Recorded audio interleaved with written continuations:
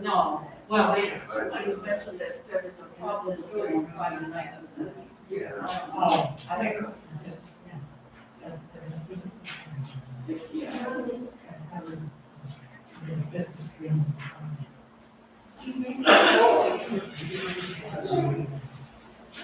Okay, this is fine, and we might.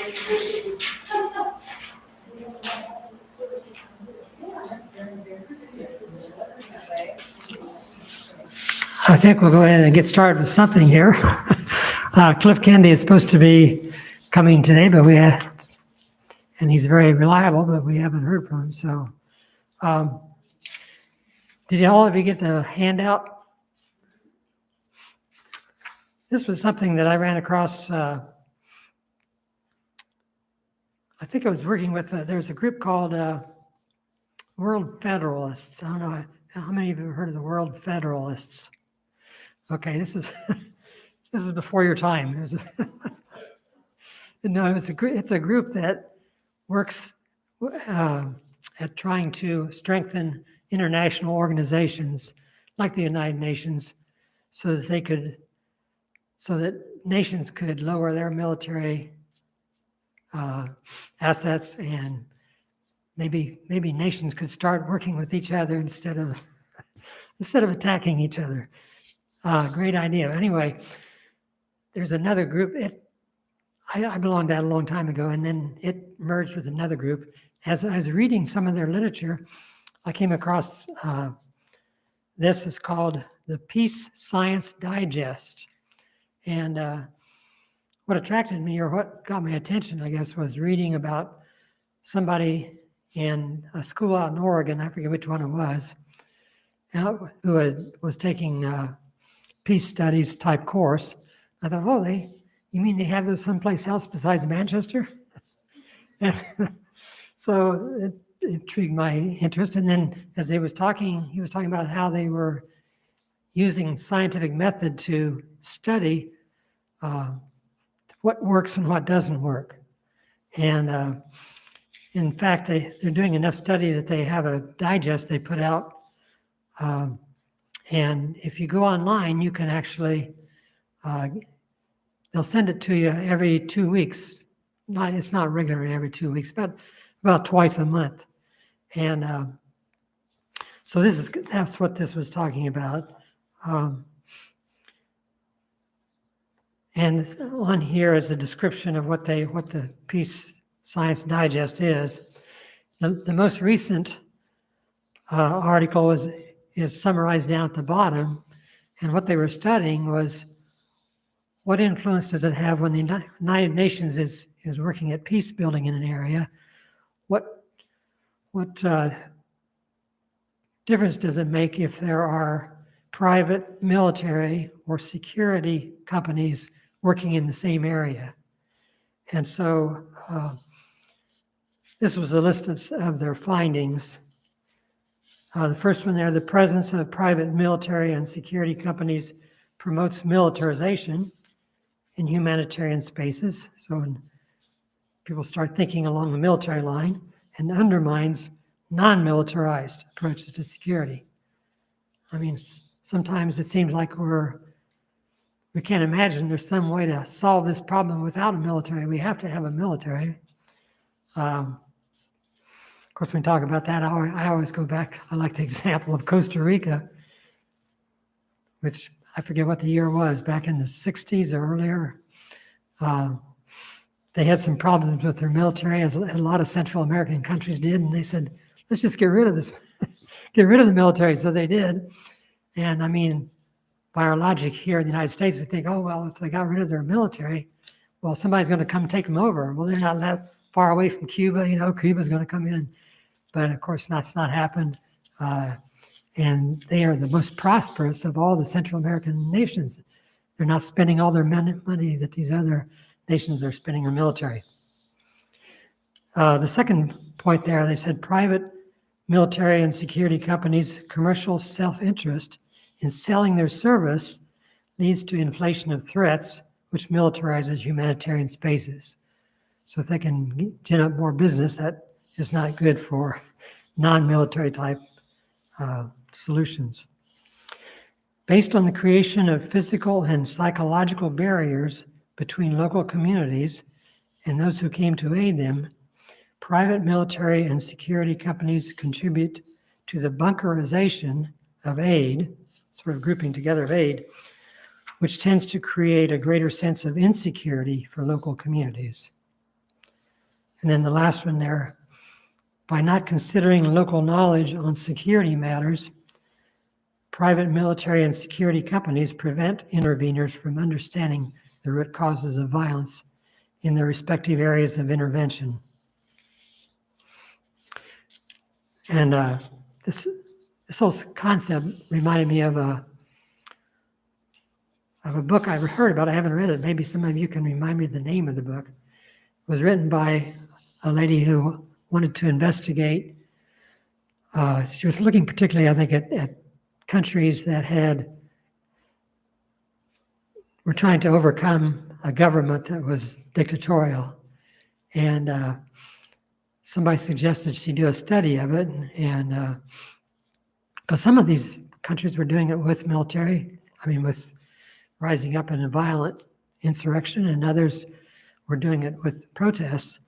And they asked her she said, well, it was obvious to her that to be effective, you got to meet violence with violence. They had to be some violence involved. So she did this study of, I don't know how many countries it was, the number, I think it was, I'm not sure, I shouldn't say because I'm not sure exactly the number of countries, but anyway, she found that actually those that had used nonviolent demonstrations were more successful than the ones with military. In fact, when she looked back at 5 years after the revolution, whichever way type of revolution it was, they looked back at 5 years later at the situation to see how stable it was and so on.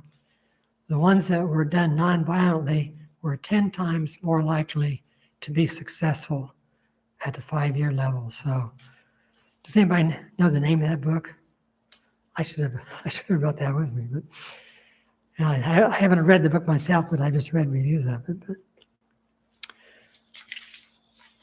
Okay, anything else? I think we have an alternate program in the wings, but yes.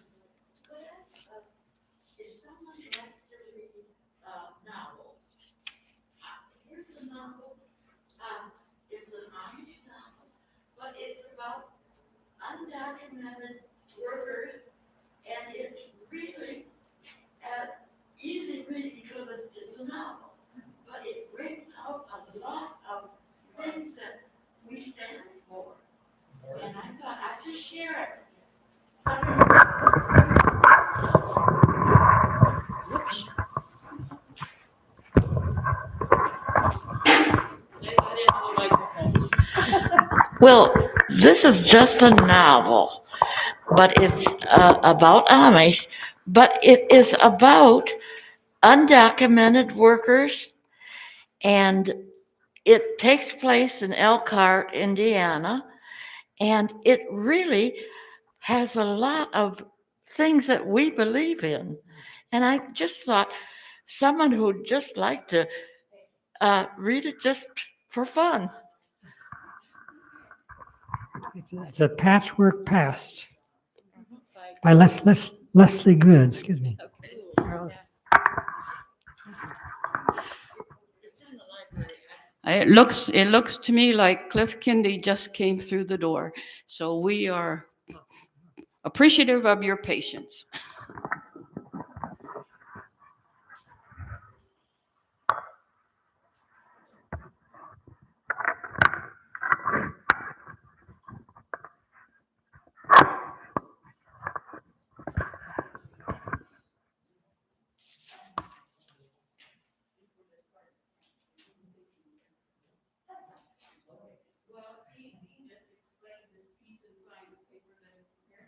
Does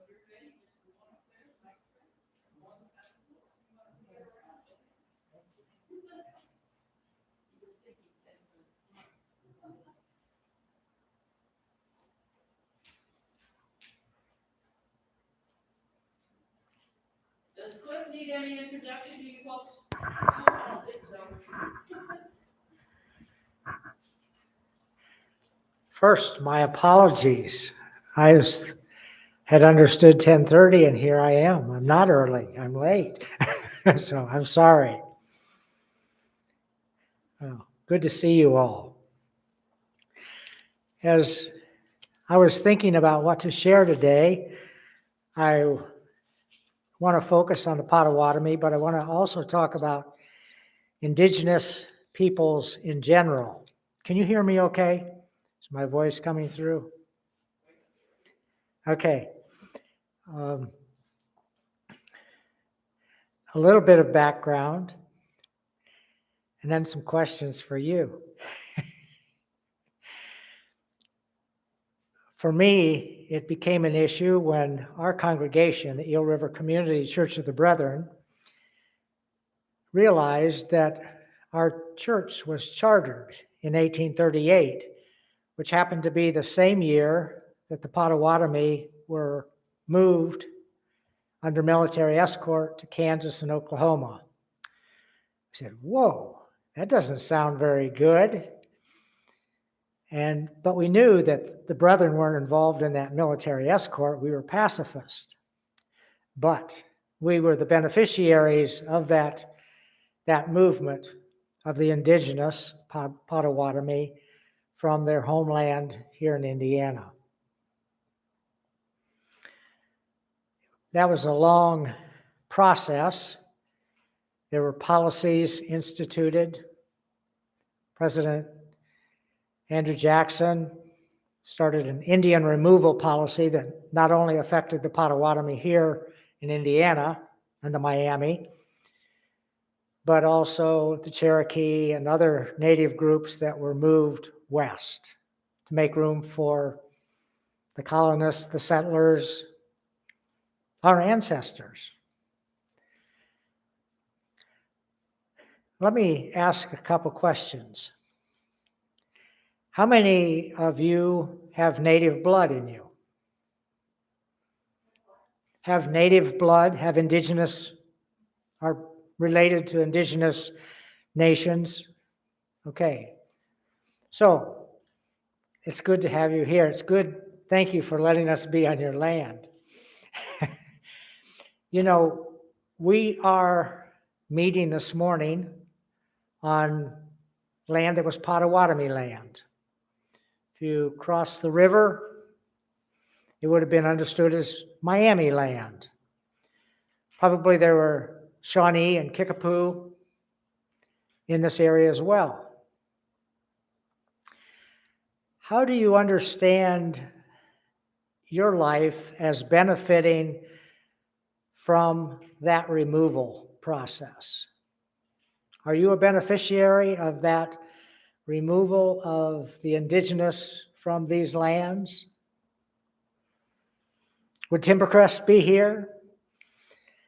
No, Chief Parish had a village just south of us here on the north edge of what's now the Manchester University campus along the river. And I suspect these were hunting lands. The Miami and the Potawatomi shared common hunting grounds.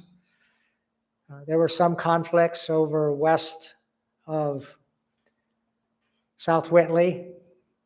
Good morning. Sorry. No, I was late, so it's okay for you to be late too.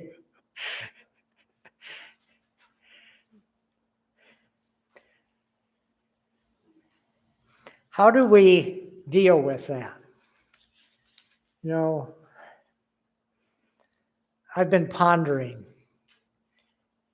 how do I deal with the fact that I'm a beneficiary of that injustice? Is there a way to correct injustices like that? what does that look like?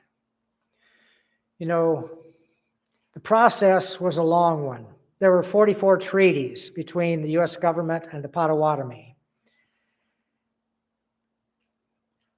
A native person called that elimination politics. The treaties were for the result of eliminating the native population in these areas. Settlers were upset if native people didn't move from this land, if they somehow interfered with clearing of the forests, breaking up of the land, forming farming communities. And so the U.S. government decided they had to be removed. And so bit by bit, a treaty here, okay, we'll let settlers travel through this area or settle over here or over here. Oh, you can keep this plot for forever. We'll never take it away from you. Then another treaty. Well, we'll take this piece of this forever away. Well, usually 6 months after the forever happened, the land was removed from the Indigenous.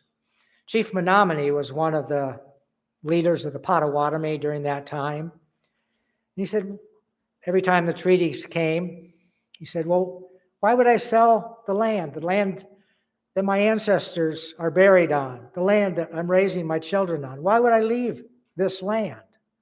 For what purpose would I sell this land? We want to be here forever. So he was taken in a jail wagon when the Potawatomi were moved in 1838. He and other chiefs who wouldn't agree to the removal. Well, there were individuals who were willing to sign on his behalf, and the U.S. government took that as a good sign. That was sufficient. You can go. So he was taken in the jail wagon until he got to Illinois and then was released while they continued that exodus to Kansas. It was called the Trail of Death. You know, the Trail of Tears when the Cherokee were removed from the southeast because so many died. The removal of the Potawatomi was called the Trail of Death because so many died on that exodus to Kansas.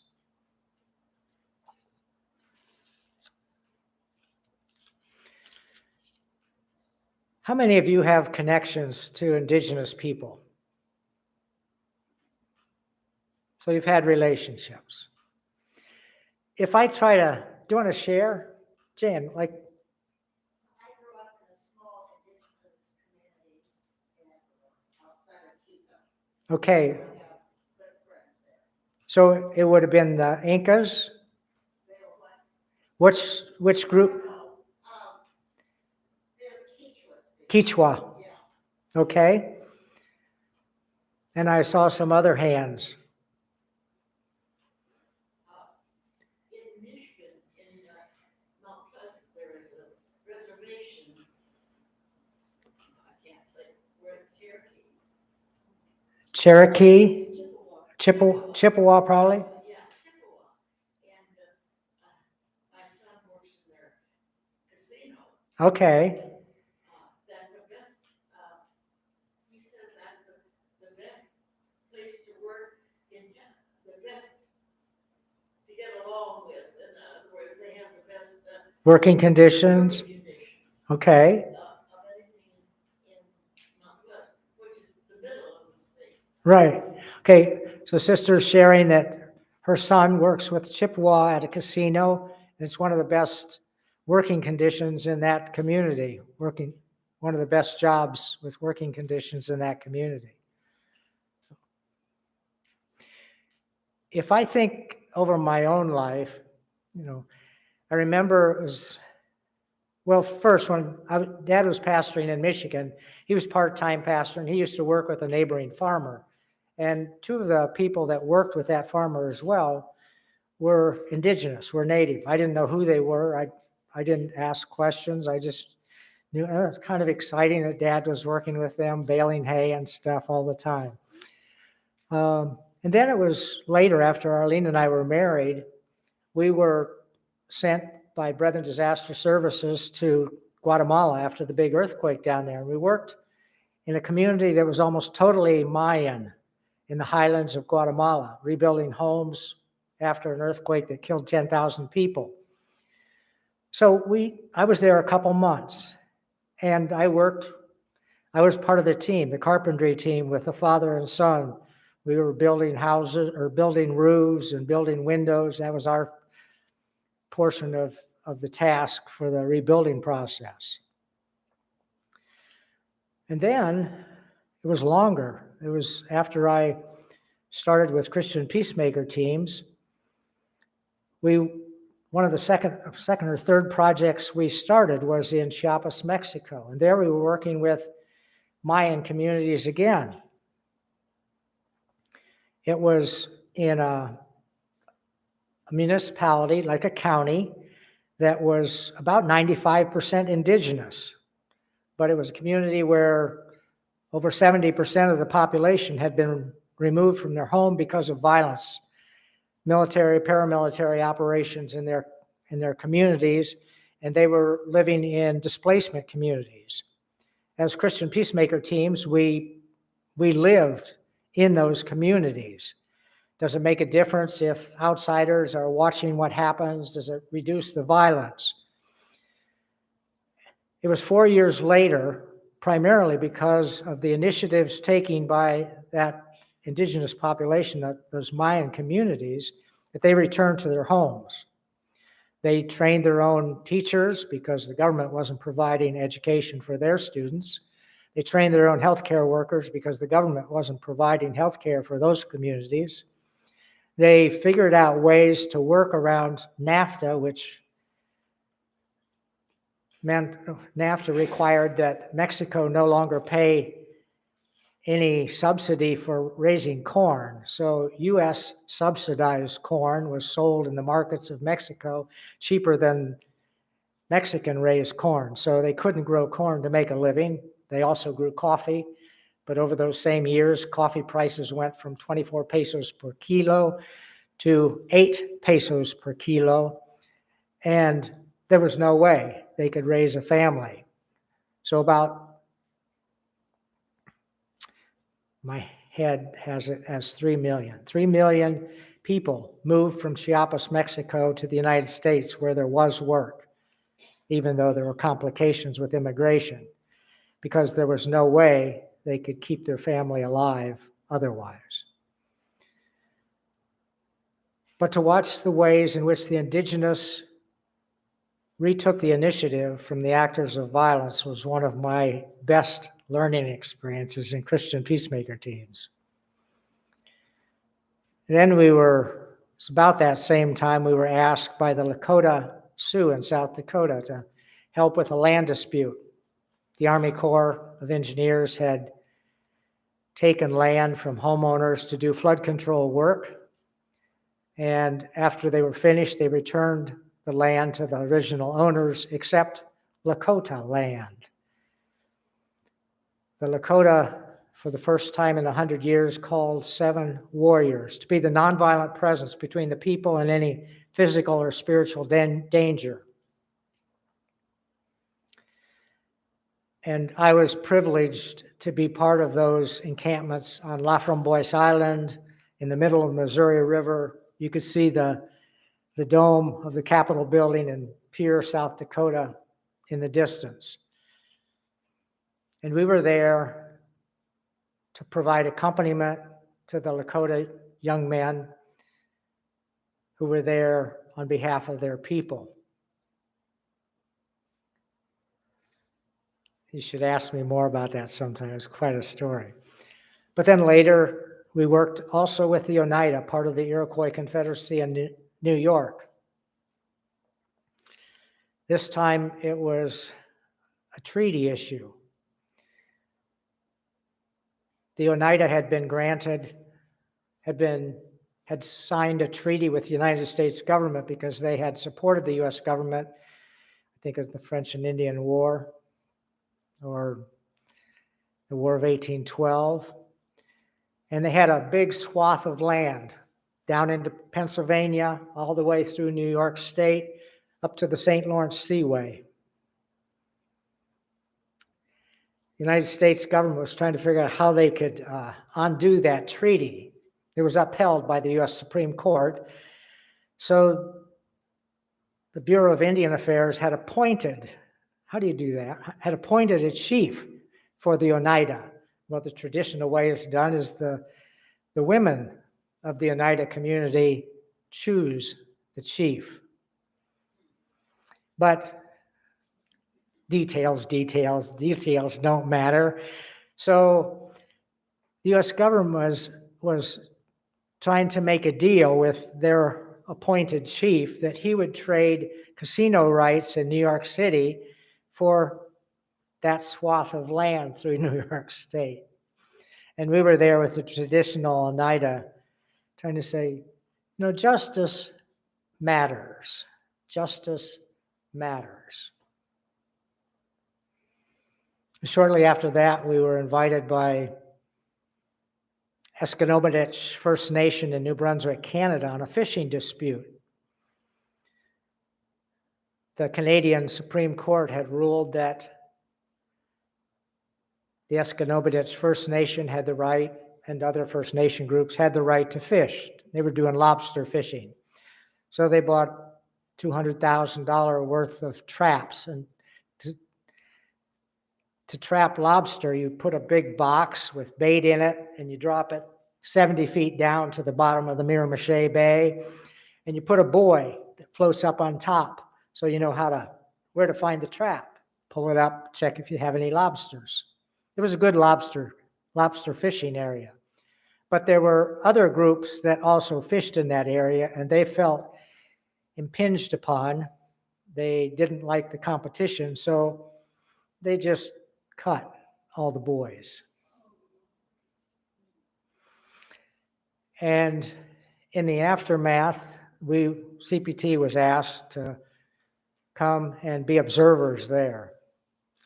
The Bureau of Fisheries and Oceans, the Canadian Bureau of Fisheries and Oceans, and the Royal Canadian Mounted Police, not on horseback, but on boats, were the enforcement groups. But they tried to make it impossible for native fishers to fish, in spite of the ruling by the Canadian Supreme Court.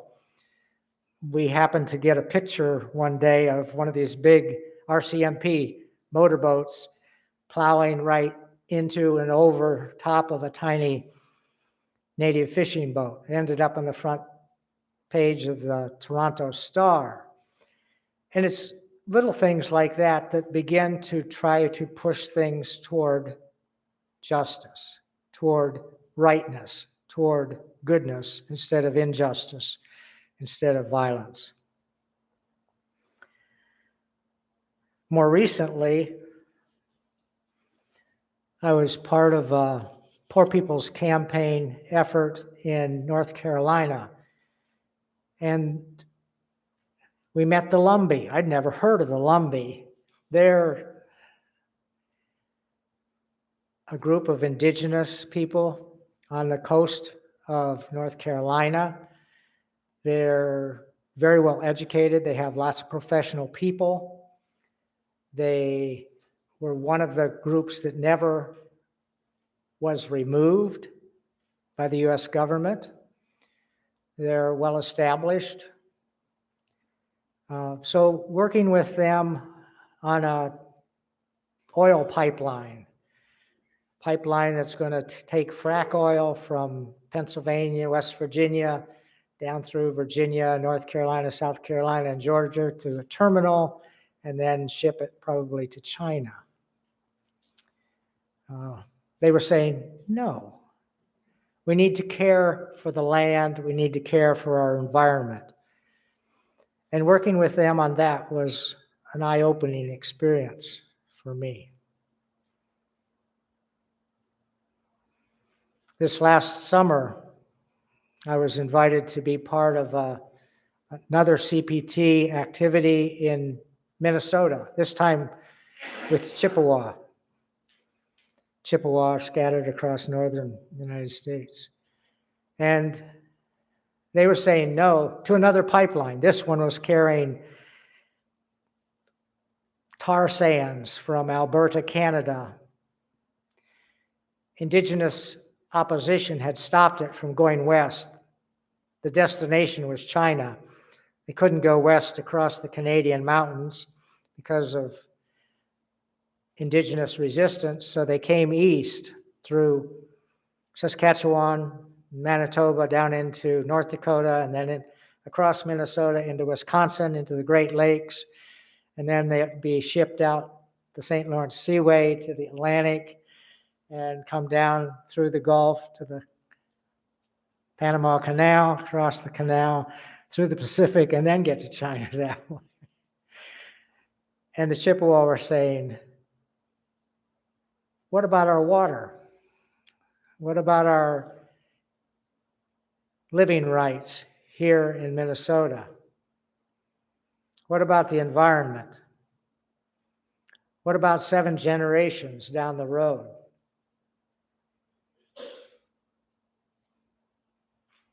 Their resistance didn't stop the pipeline. The pipeline's through Minnesota.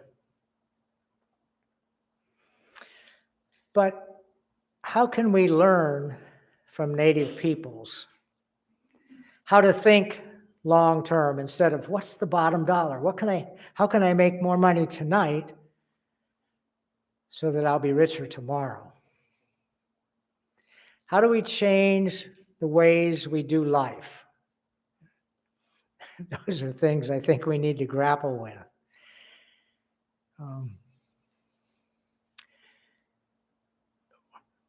Just this week, our congregation's been looking at a land acknowledgement statement. It recognizes that the land where we worship and where we live is Indigenous land. Oh, if you check the records down at the courthouse, it doesn't have the names of very many Indigenous people on it.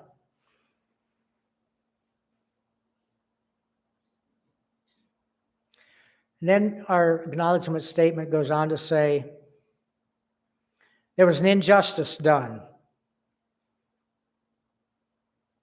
when the Native people were removed. And we benefited from that injustice.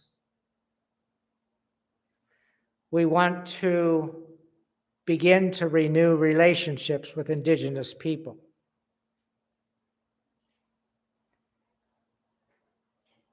We want to open ourselves to learning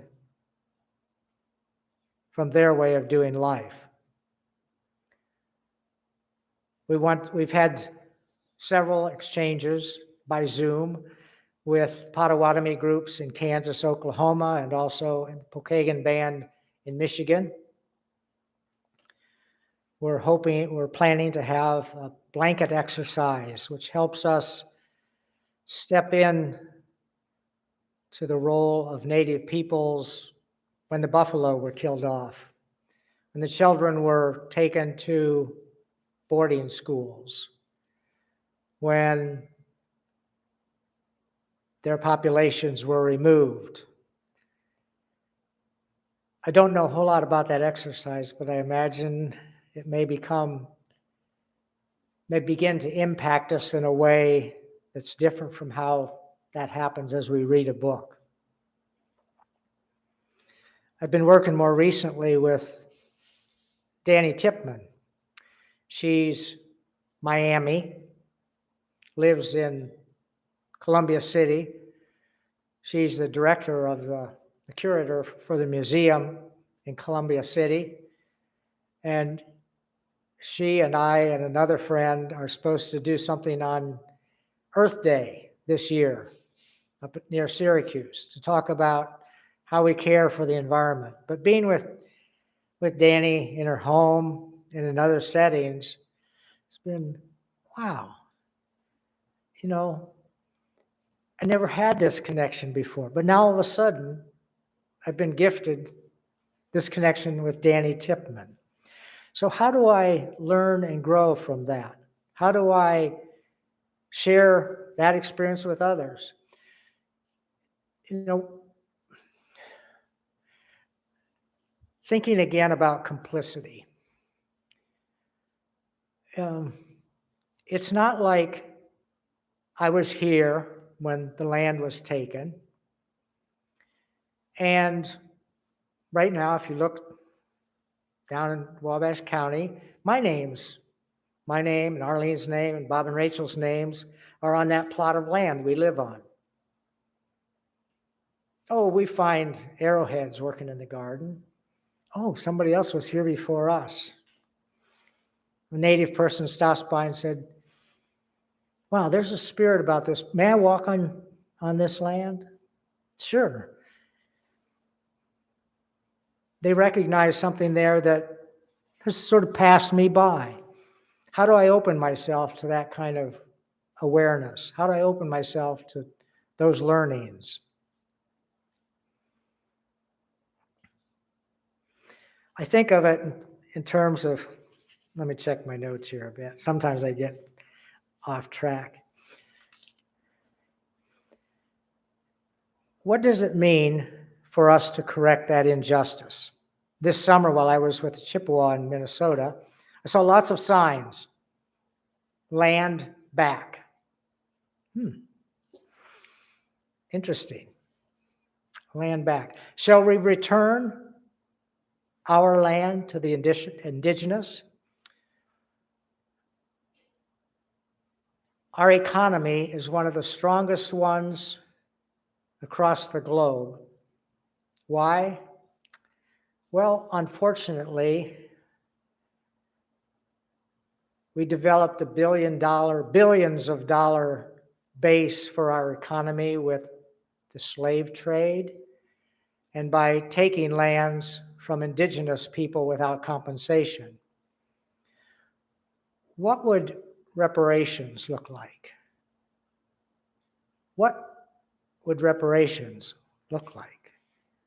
You know, we've dealt with reparations with other groups. Remember when Japanese Americans were put in U.S. concentration camps during the Second World War for about 3 years? During Reagan's administration, an apology was given by the president to those individuals. Any of the people who had experienced that concentration camp were given payments of $20,000.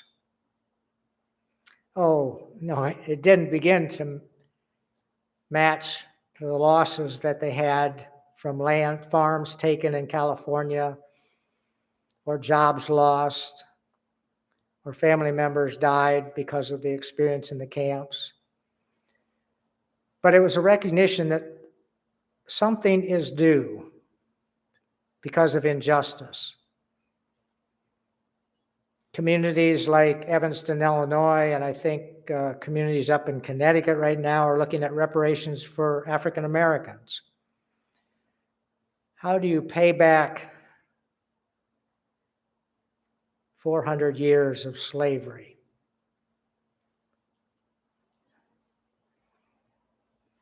You know, for me, one way to begin to work at those issues of justice is to read. I enjoy reading, so books like the 1619 Project. That was the year the slaves first came to Jamestown. Or The Indigenous People's History of the United States by Ortiz. Puts a different picture on our history. It helps us hear and see and feel things in different ways. I think we need to begin that process. And maybe simple things like, I think I checked the other day. Yeah, yep. Andrew Jackson's still on the 20. Maybe we should change that to somebody different as a way to show the dependency our whole history has on Native people. Maybe some of the most important people for the fact that we're here, Timbercrest and Wabash County at this time, is a Native person. Maybe we should put them on our $20 bills. I think we were going to put Sojourner Truth, Harriet Tubman. I think it was a decision made that Harriet Tubman was going to be on the 20. But somehow we need to make our economy and our history begin to include the people on whom we're dependent. Okay, I started late. I need to pay some attention to, I'm okay yet? Okay, you can walk out when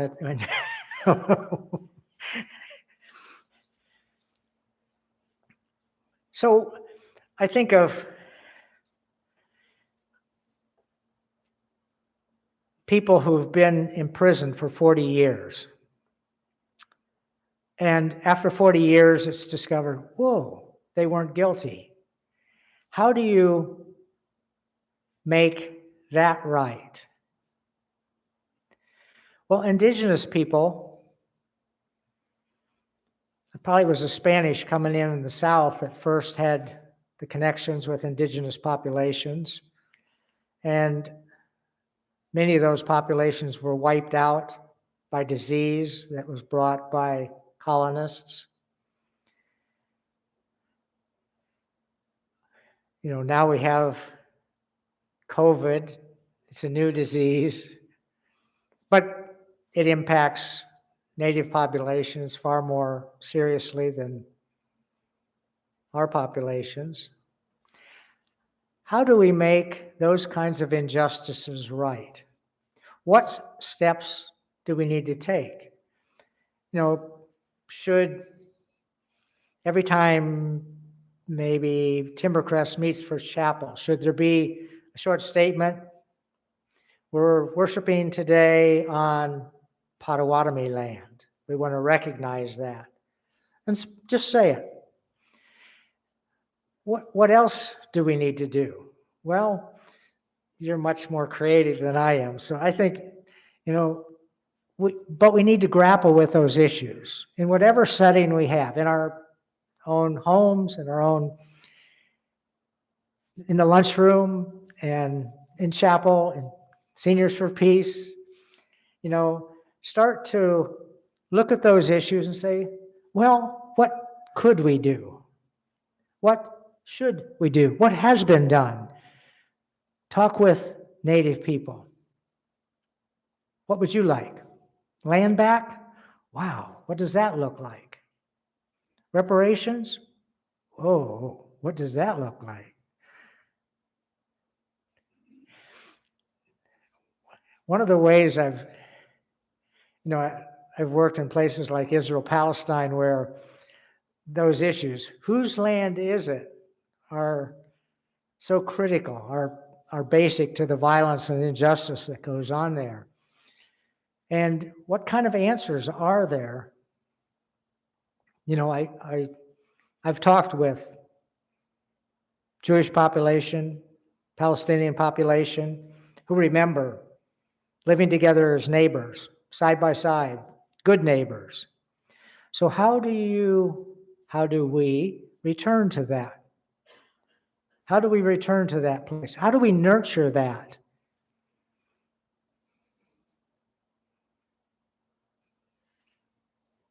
What steps will it take? In the Ukraine, whoa, whose land is it? How far back do you go? Well, we have representation as a country in the United Nations.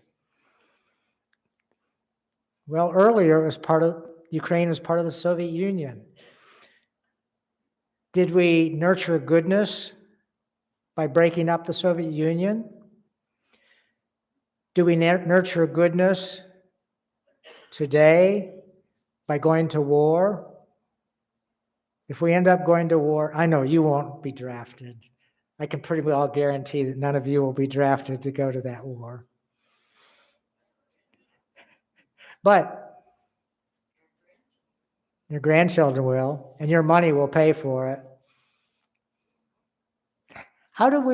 What are the steps we take to begin to change the ways in which we're complicit with violence and injustice? You know, it's a bigger issue than Wabash County and the Potawatomi, or Northern Indiana and the Potawatomi.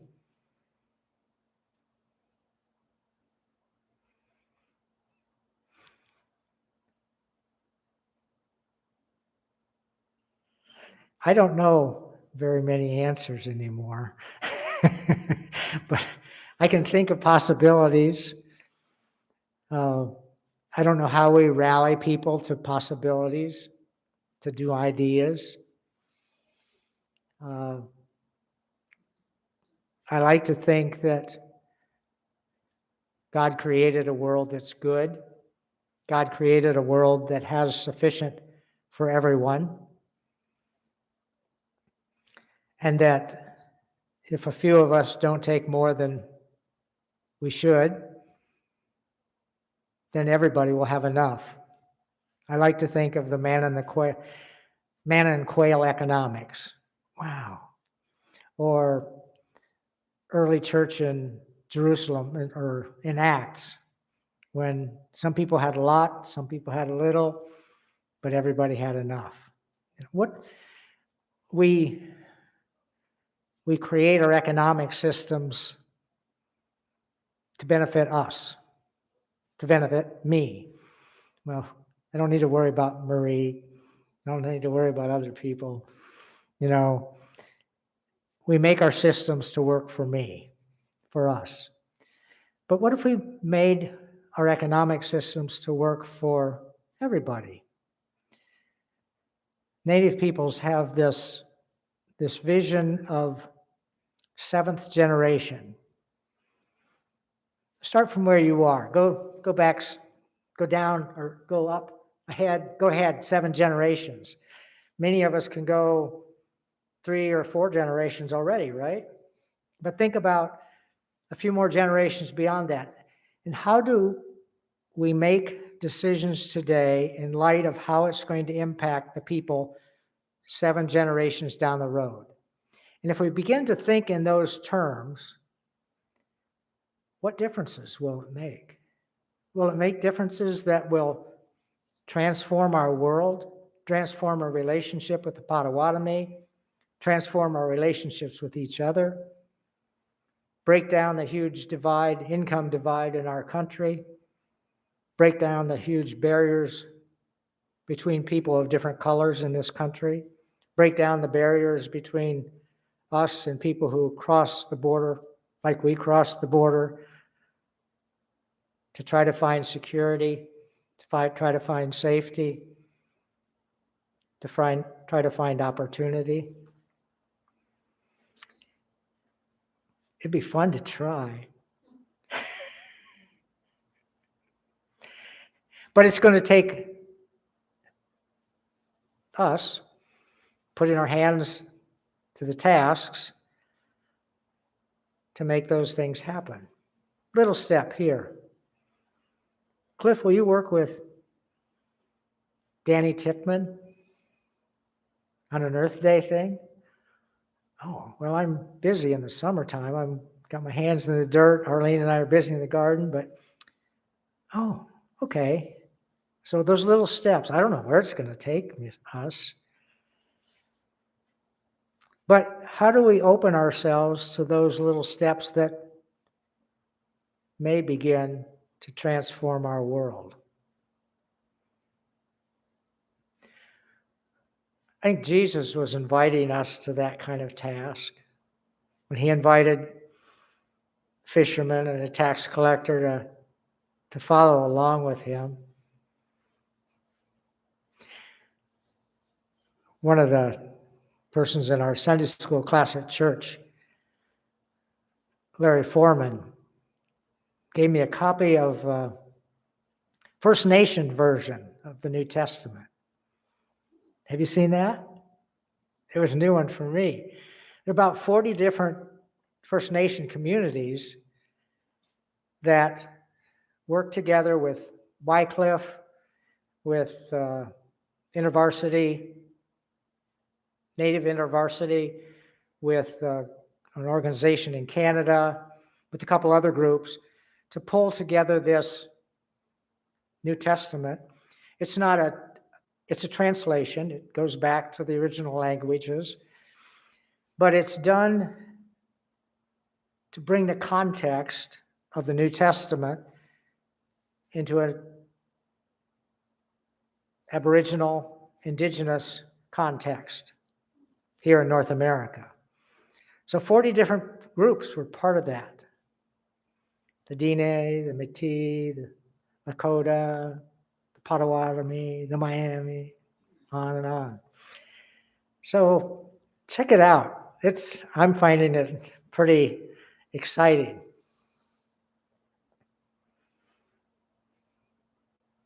Well, I'm going to stop at this point, but do you have questions or comments or ideas that you think your Seniors for Peace should be involved in? Yes.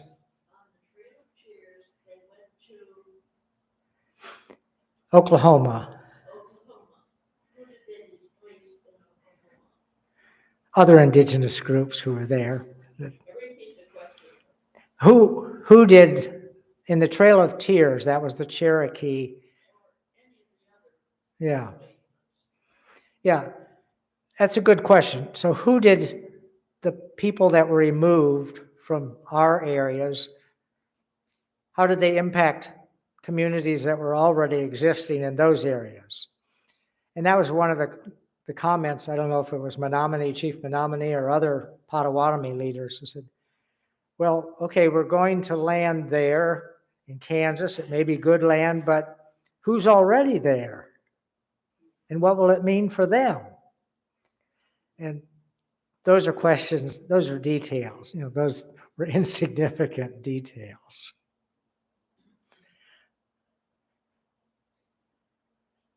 Questions or comments? These are hard questions. Life isn't always easy, I guess. Marie says, these are hard questions we're grappling with. That's true.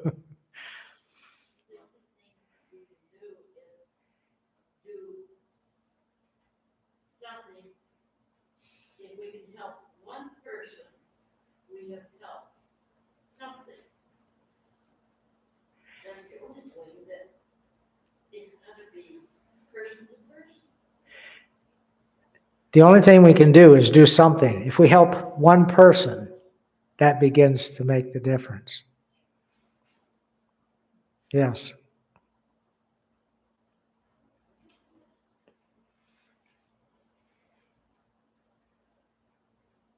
Dan, did you want to say anything before we go? No, the April meeting will be the 10th. Okay. You want to say anything, Ed? Thank you very much. Good to be with you all. One of the things that about reparations that comes up occasionally is what do the whites owe the blacks? Yeah, Lois is saying we have reparations not only with the Indigenous, but with the blacks as well. And what can the white people do to repay what has been done by people in the back? Well, we'll meet again here next month, March 24. And we appreciate that you came and that Cliff, that was wonderful to make us aware of what has been done, and maybe we'll come to things that we can do ourselves. Okay.